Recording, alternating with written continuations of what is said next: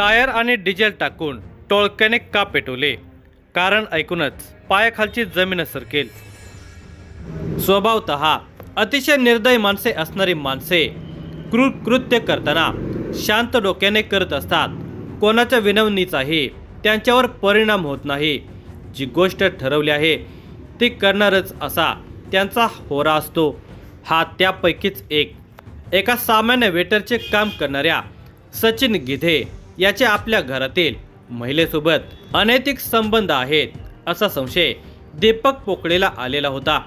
त्यासाठी त्याने सचिन गिधेचा काटा काढण्याचे ठरवले. आपल्या काही साथीदारांना हाताशी धरून त्याने सचिन गिधेचे अपहरण करून खून केला. त्यावेळी सचिन गिधे याला वारंवार विनंती करत होता की माझी काही चूक नाही, मला घरी जाऊ द्या. पण त्याने त्याचे काही ऐकले नाही. अतिशय थंड डोक्याने त्याने हा खून केला आणि पुरावाही नष्ट करण्यात यशस्वी झाला. पण पोलिसांच्या तावडीतून काही सुटला नाही. याची हकीकत पुढील प्रमाणे आहे. पण तत्पूर्वी ही व्हिडिओ पुढे सविस्तर पाहण्या अगोदर जर तुम्ही या चॅनेलवर जर नवीन असाल तर प्लीज आपल्या ह्या मराठी चॅनेलला नक्की सबस्क्राईब करा. अहिल्यानगर जिल्ह्यातील राहता तालुक्यातील शिर्डी या ठिकाणी हॉलिडे पार्क शेजारी श्रद्धा सचिन गिधे ही 25 वर्षाची विवाहित महिला आपला पती सचिन गिधे आणि मुलगी आरुषीसह राहते. सचिन गिधे हा शिर्डी येथील साई सुनीता हॉटेल येथे वेटर म्हणून कामास आहे. त्यावरच या कुटुंबाचा उदरनिर्वाह चालतो. बुधवार दिनांक 10 डिसेंबर 2025 रोजी सचिन कल्याणराव गिधे हा कामावर जातो असे सांगून घराबाहेर पडला. सचिन हा नेहमी कामावरून रात्री 10 वाजता परत येतो, पण तो त्या दिवशी काही घरी परतला नव्हता. त्याआधी साधारण 8 वाजण्याच्या सुमारास सचिनच्या संपर्कातील प्रवीण वाघमारे याचा श्रद्धाला फोन आला. कुठं आहे सचिन? तो लय माजलाय, त्याचे हातपाय काढावे लागतील. त्याचे हे बोलणे ऐकून श्रद्धा त्याला म्हणाली, तुमचे काही भांडण झाले का? पण त्यावर प्रवीण वाघमारे याने काही उत्तर न देता फोन कट केला. प्रवीणच्या या बोलण्याने श्रद्धा घाबरून गेली. तिने लगेच आपला पती सचिनला फोन लावला आणि प्रवीण वाघमारे हा आपणास फोनवर काय बोलला हे सांगितले. यावर सचिन श्रद्धाला म्हणाला, मी त्याला कॉल करतो आणि काय झाले हे विचारतो. सचिन बरोबर बोलणे झाल्याने श्रद्धा थोडी रिलॅक्स झाली असली तरी तिच्या मनातील धाकधूक कमी झाली नव्हती. आपला नवरा घरी कधी येतो याची ती वाट पाहू लागली होती. तो रात्री 10 वाजता परत येतो हे श्रद्धाला माहिती असल्यामुळे रात्री 10 वाजेपर्यंत ती आत बाहेर करत होती. पण 10 वाजून गेले तरी तो घरी न आल्याने तिला आता जास्तच काळजी वाटू लागली होती. तिने 10:30 वाजता सचिनला फोन केला. तेव्हा त्याने सांगितले की राहुरी गावच्या शिवारातून मला प्रवीण वाघमारे आणि दीपक पोकळे हे घेऊन जात आहेत. माझ्या जीवाचे काही बरे वाईट झाल्यास हेच दोघे जबाबदार राहतील असे बोलून त्याने फोन कट केला. त्यानंतर सचिनचा फोन स्विच ऑफ झाला. तो परत लागलाच नाही. श्रद्धाची धाकधूक वाढली होती. तिने प्रवीण वाघमारे, दीपक पोकळे, मंथन निफाळे यांना फोन करून सचिनविषयी माहिती विचारली असता त्याने उडवा उडवीची उत्तरे दिली. त्यानंतर सोमवार दिनांक 15 डिसेंबर 2025 रोजी संध्याकाळी राहता पोलीस ठाण्यामध्ये श्रद्धा गिधे ही आली. त्यावेळी राहता पोलीस स्टेशनचे पोलीस निरीक्षक नितीन चव्हाण हे गुन्ह्याचा आढावा घेत होते. श्रद्धा ही ठाणे अंमलदारांसमोर गेली आणि आपला पती कामावर गेला, तो परत आलाच नाही अशी माहिती ती सांगू लागली. तेव्हा ठाणे अंमलदार हे श्रद्धा गिधे हिला पोलीस निरीक्षक नितीन चव्हाण यांच्याकडे घेऊन गेले. तिथे पोलीस निरीक्षक चव्हाण यांनी श्रद्धाला मोकळेपणाने तुमची काय तक्रार आहे ते सांगा असे सांगितल्यावर तिने सारी हकीकत सांगितली. सचिन हा सोमवार दिनांक 10 डिसेंबर 2025 रोजी गायब झाला होता. मग त्यांच्या मिसिंगची तक्रार देण्यास इतका उशीर का असे विचारताच तिने आपण सचिनच्या मिसिंगची खबर शिर्डी पोलीस ठाण्यामध्ये दिली होती.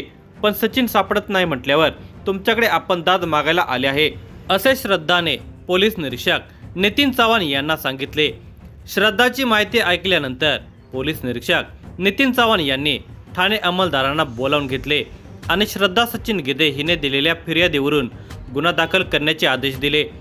ठाणे अंमलदारांनी श्रद्धा सचिन गिधे वय वर्ष 25 हिने दिलेल्या फिर्यादीवरून सुरुवातीला प्रवीण उर्फ 50 नानासाहेब वाघमारे राहणार शिर्डी दीपक अंबादास पोकळे या दोघांच्या विरुद्ध दिनांक 15 डिसेंबर 2025 रोजी रात्री 7:45 वाजण्याच्या सुमारास गुन्हा रजिस्टर नंबर 0454/2025 भारतीय न्याय संहिता 2023 कलम 137(2) नुसार गुन्हा दाखल करण्यात आला।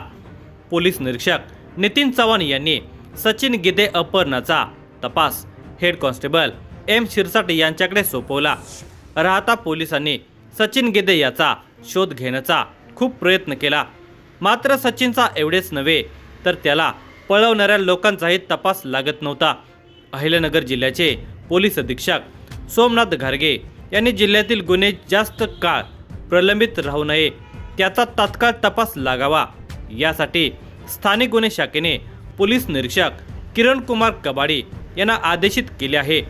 त्यानुसार पोलीस निरीक्षक किरण कुमार कबाडी यांनी सचिन गिदे अपहरणाचा तपास करण्यासाठी उपनिरीक्षक दीपक मेढे, पोलीस अंमलदार राहुल द्वारके, भीमराज खर्चे, राहुल डोके, सुनील मालनकर, सतीश भवर, भगवान धुळे यांचे पथक तयार केले।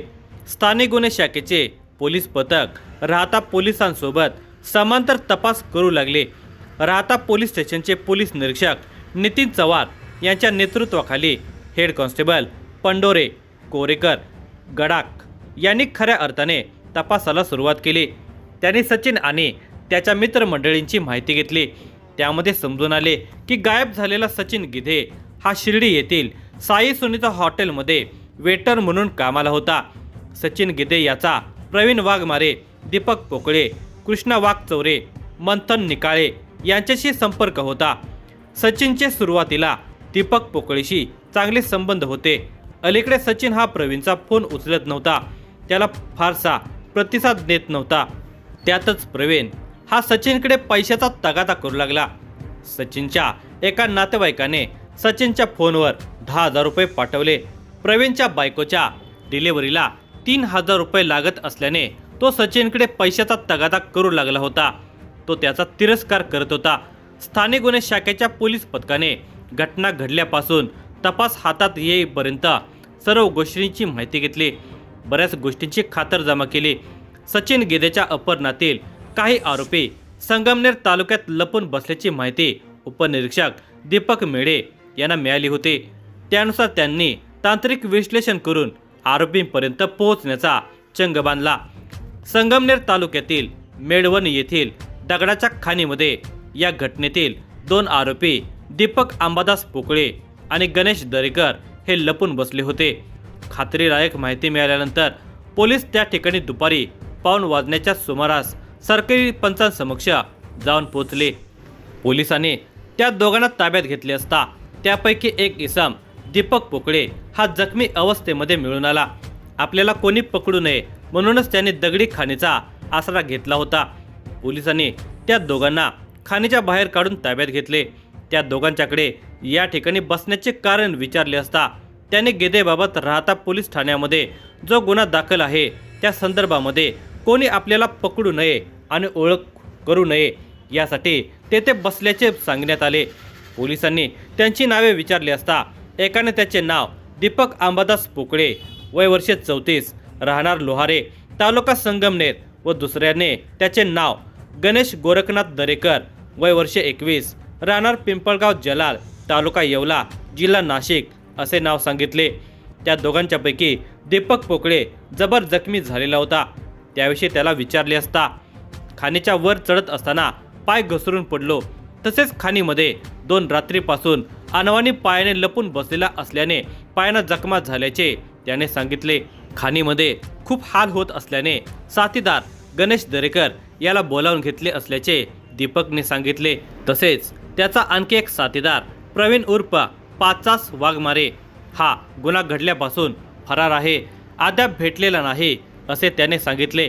दरम्यानच्या काळामध्ये सचिन गिदे गायब झाल्यानंतर त्याची पत्नी श्रद्धा गिदे हिने दीपक पोकळे आणि इतरांच्या विरुद्ध नावानिशी फिर्याद दाखल केल्याने पोकळेची आई, बहिणी, बायको यांनी श्रद्धा गिदे हिला फिर्याद मागे घेण्यासाठी धमकावल्याने त्यांनाही आरोपी करण्यात आलेले आहे। राहता पोलीस ठाण्यामध्ये दाखल गुन्ह्यामध्ये स्थानिक गुन्हे शाखेच्या पोलीस पथकाने दीपक पोकळे, गणेश दरेकर यांना ताब्यात घेतले। त्याचबरोबर राहता पोलिसांनी दीपक पोकळेच्या कुटुंबातील 4 महिलांविरुद्ध गुन्हा दाखल करून त्यांनाही ताब्यात घेण्यात आले।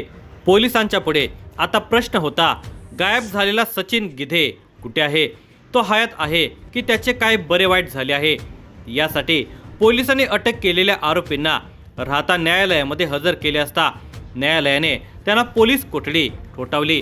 पोलीस कोठडीमध्ये दीपक पोकळेकडे सचिनविषयी चौकशी करण्यात आली असता त्याने सुरुवातीला उडवाउडीची उत्तरे दिली, पण पोलिसांचा हिसका बघताच त्याने सचिन गिधे यास ठार मारल्याची कबुली दिली।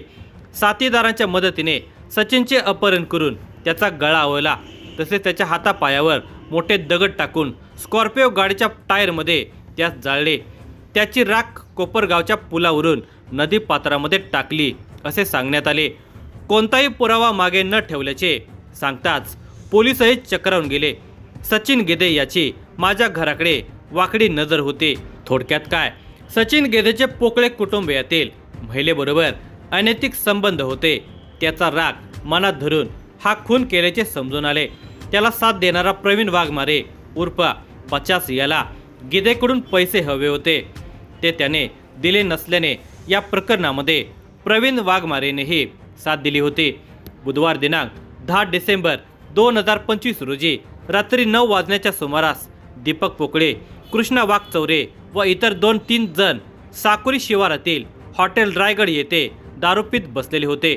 तेव्हा दीपक पोकळे याला प्रवीण उर्फ 50 वाघमारे याचा फोन आला की मी सचिन गिधे आणि मंथन निकाळे समवेत तुमच्याकडे येत आहोत, तुम्ही कुठे आहात? आज सचिनचा आपल्याला बेत पाहायचा आहे। तेव्हा दीपकने आपले लोकेशन सांगितले। हा फोन झाल्यानंतर दीपक पोकळे याने त्याचा मित्र गणेश दरेकर याला फोन लावून विचारले की तू आता कुठे आहे? तेव्हा तो म्हणाला की मी श्रीरामपूर येथे आहे। दीपकने त्याला सांगितले की तू लगेच हॉटेल रायगड येथे ये, आज सचिनकडे पाहून घेऊ, आपल्याला आज दोस्तीची परीक्षा घ्यायची आहे। गणेशने त्याला शब्द दिला की भाऊ मी लगेच येतो। त्यानंतर काही वेळातच हॉटेल रायगडवर एका मोपेड दुचाकीवरून प्रवीण उर्फ 50 वाघमारे, सचिन गिधे, मंथन निकाळे असे 3 जण आले। दीपक त्यांना म्हणाला की तुम्ही थोडे बाजूला थांबा, आपल्याला एका ठिकाणी जायचे आहे। तेव्हा ते एका बाजूला थांबले। त्याचवेळी श्रीरामपूरहून गणेश दरेकर त्या ठिकाणी आला। गणेश दरेकर हा त्याच्या पांढऱ्या रंगाच्या इनोवा कारमधून आलेला होता। त्याला सुद्धा दीपकने हॉटेलच्या बाहेर थांबण्यास सांगितले। त्यानंतर 15 मिनिटांनी दीपक पोकळे आणि त्याचे काही मित्र हॉटेल बाहेर आलेले होते। तेव्हा हॉटेल बाहेर सचिन गिधे, प्रवीण उर्फ 50 वाघमारे, मंथन निकाळे, गणेश दरेकर असे थांबलेले होते। दीपक पोकळे याची स्कॉर्पिओ गाडी हे हॉटेल समोरच उभी होती। हॉटेल बाहेर आल्यावर दीपक पोकळे सचिन गिधे, गणेश दरेकर व कृष्णा वाघचौरे यांना म्हणाला की तुम्ही माझ्या स्कॉर्पिओ गाडीमध्ये बसा। तसेच दीपकने प्रवीण मंथन निकाळे यांना सांगितले की प्रवीण तुझी मोपेड गाडी घेऊन आला आहे, ती घेऊन तुम्ही 2 जण उपासनी बाबा महाराज मंदिराच्या मागील मोकळ्या जागेतील कंपाऊंडमध्ये या। त्याने असे सांगितल्याने प्रवीण आणि मंथन तिकडे जाण्यासाठी निघाले।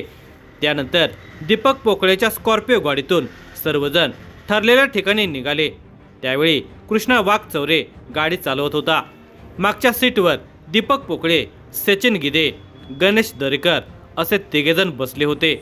त्या ठिकाणी आल्यानंतर ते सर्वजण गाडीमधून उतरले। तेव्हा दीपक सचिनच्या गळ्यात हात टाकून म्हणाला की तो आमच्याच घरामध्ये हात टाकतोस काय? तेव्हा सचिन त्याला म्हणाला की तुम्ही समजता तसे काही नाही। यावर दीपकने सचिनच्या गालावर चापटी मारली। त्याचवेळी प्रवीण उर्फ 50 वाघमारे, मंथन निकाळे याला घेऊन त्या ठिकाणी आला आणि सचिनला म्हणाला तू आता लय माजलाय, आता तुझा निकालच लावणार असे म्हणून त्याने सचिनला लाथा बुक्क्याने मारहाण करण्यास सुरुवात केली। तसेच त्याच्या पाठीमागे जाऊन लात मारून खाली पडले। तो खाली पडल्यावर प्रवीण वाघमारेने बाजूलाच पडलेला मोठा दगड उचलून त्याच्या डाव्या पायाच्या नडगीवर टाकला। तेव्हा मंथन निकाळे सचिन गिधे याला मारहाणीमधून सोडवण्यासाठी पुढे आला। तेव्हा प्रवीणने त्यालाही लाथा बुक्क्याने मारहाण केली, त्याला सुद्धा जमिनीवर पाडले। तोच दगड मंथनच्या पायावरही मारला। त्याच वेळी दीपक पोकळे, कृष्णा वाघचौरे, गणेश दरेकर अशांनी मिळून मंथनला बेदम मारहाण करण्यास सुरुवात केली आणि त्याला समजावून सांगितले की तू आमच्या भांडणामध्ये पडू नकोस, नाहीतर तुला सुद्धा सचिनसारखा मार खावा लागेल. तेव्हा मंथन शांत झाला. त्यानंतर दीपक पोकळे, गणेश दरेकर, प्रवीण वाघमारे, कृष्णा वाघचौरे यांनी मिळून बाजूलाच पडलेले 2 हातात बसतील एवढ्या मोठ्या आकाराचे दगड उचलून सचिनच्या हातापायावर, गुप्तांगावर मारून त्याला जबर जखमी केले. सचिन त्यांना मारू नका, माझी काही चूक नाही, माझा ऐकून तर घ्या, असे म्हणून रडत होता. त्यानंतर दीपक प्रवीणला म्हणाला की तू मंथनला घेऊन त्याच्या घरी जा, त्याला सोडून परत ये. प्रवीण मंथनला घरी सोडवायला निघाला. त्यावेळी दीपक आणि इतरांनी मंथनला सांगितले की तू कोणाला काही सांगितले तर तुझे सचिन गेदेसारखे हाल हाल करून मारून टाकू. प्रवीण वाघमारे त्याच्या मोपेड गाडीवरून मंथन निकाळे याला त्याच्या घरी सोडवायला गेला. त्यावेळी जखमी अवस्थेमध्ये पडलेला सचिन गेदे विवळत होता. दीपक पोकळे, गणेश दरेकर, कृष्णा वाघचौरे या तिघांनी मिळून सचिन गेदेला उचलून स्कॉर्पिओ गाडीच्या मागील डिक्कीमध्ये टाकले. तेव्हा सचिन गणेशकडे प्यायला पाणी मागत होता, परंतु गाडीत पाणी नसल्याने गणेशने त्याला सांगितले की बाहेरून पाणी बॉटल घेऊ आणि आता आपण दवाखान्यामध्ये जाऊ. गाडी पुढे जात असताना साकुरी चौक लागल्यानंतर दीपक कृष्णाला म्हणाला की तो आता घरी जा, गणेश आणि मी सचिनला दवाखान्यात घेऊन जातो, त्याच्यावर औषधोपचार करून घेतो आणि तुझा मोबाईलही बंद करून ठेव. कृष्णा गाडीतून खाली उतरला. त्यानंतर दीपक आणि गणेश हे सचिन गेदेला घेऊन जात असताना सचिन पुन्हा गणेशला म्हणाला, मला प्यायला पाणी दे. गणेश दीपकला म्हणाला, अरे तो पाणी मागतोय. यावर दीपक म्हणाला की आता पाणी नाही, थोड्याच वेळाने देतो, आपल्याला दवाखान्यामध्ये जायचे आहे. एवढे बोलून दीपक गणेशला पुढे म्हणाला की त्याचे डोके खाली दाबून ठेव, त्याला रस्ता दिसू देऊ नकोस. त्याबरोबर गणेशने सचिनचे डोके खाली दाबून ठेवले. काही अंतर पार पडल्यानंतर दीपक पोकळेने गाडी थांबवली. गाडी बंद करून ते दोघेजण खाली उतरले. दीपक आणि गणेश या दोघांनी सचिन गेदेला गाडीच्या खाली काढले. तेव्हा सचिन दीपकला म्हणत होता, नाना माझी काही चूक नाही, मला घरी जाऊ द्या. त्याचे हे बोलणे ऐकून दीपकने गळ्यातील मफलर काढून सचिनच्या गळ्याभोवती गुंडाळली. दीपक आणि गणेश या दोघांनी ती मफलर दोन्ही बाजूनी जोरात ओढून सचिनला फास देऊन मारून टाकले. दीपक आणि गणेशने सचिन मेला याची खात्री करून त्याचा मृतदेह पुन्हा स्कॉर्पिओ गाडीच्या डिकीत टाकला. दीपक पोकळे पुन्हा गाडी चालवायला बसला आणि गणेश मधल्या सीटवर बसला. दीपक गाडी हॉटेल रायगडवर घेऊन आला. दीपकने गणेशला सांगितले की तू आता तुझी इनोवा गाडी घेऊन जा आणि मोबाईल बंद करून ठेव. असे सांगितल्यावर गणेश गाडीतून खाली उतरला व त्याची इनोवा गाडी घेऊन राहताच्या दिशेने निघून गेला. त्यानंतर दीपक त्याची स्कॉर्पिओ घेऊन घरी आला. डिझेलची 1 बाटली तसेच स्कॉर्पिओचे 4 टायर त्याने गाडीत टाकले. तसाच पुढे एका निर्जन ठिकाणी घेऊन एका विहिरीच्या कडेला टायर आणि डिझेलच्या सहाय्याने सचिनचा मृतदेह जाळून टाकला. दुसऱ्या दिवशी त्या आगीवर पाणी ओतून तेथील राख गोळा करून कोपरगावच्या पुलावरून नदी पात्रामध्ये टाकून दिली. दीपक पोकळेने दुसऱ्या दिवशी त्याची स्कॉर्पिओ कृष्णा वाघचौरे याला स्वच्छ धुवून आणण्यास सांगितले. त्याने ती गाडी धुवून आणून दीपकने सांगितल्याप्रमाणे खडकी वाकी येथील चैतन्य लावरे याच्याकडे दिली. दीपक पोकळे या कोल्ड ब्लडेड आरोपीने अतिशय शांत डोक्याने आपल्या साथीदारांच्या मदतीने सचिन गेदेचा खून केला. सचिनचा मृतदेह नष्ट करण्यासाठी त्याने स्वतःच घरी जाऊन गाडीचे जुने टायर आणि डिझेल आणून पुरावा ठेवला नाही. राहता पोलिसांच्या सोबतच स्थानिक गुन्हे शाखेच्या पोलीस पथकाने या गुन्ह्यातील सूत्रधारासह 6 जणांना अटक केली. तर या गुन्ह्यातील आरोपी प्रवीण उर्फ 50 वाघमारे, कृष्णा वाघचौरे अद्याप फरार आहेत. पुढील तपास राहता पोलीस स्टेशनचे पोलीस निरीक्षक नितीन चव्हाण पुढील तपास करत आहेत.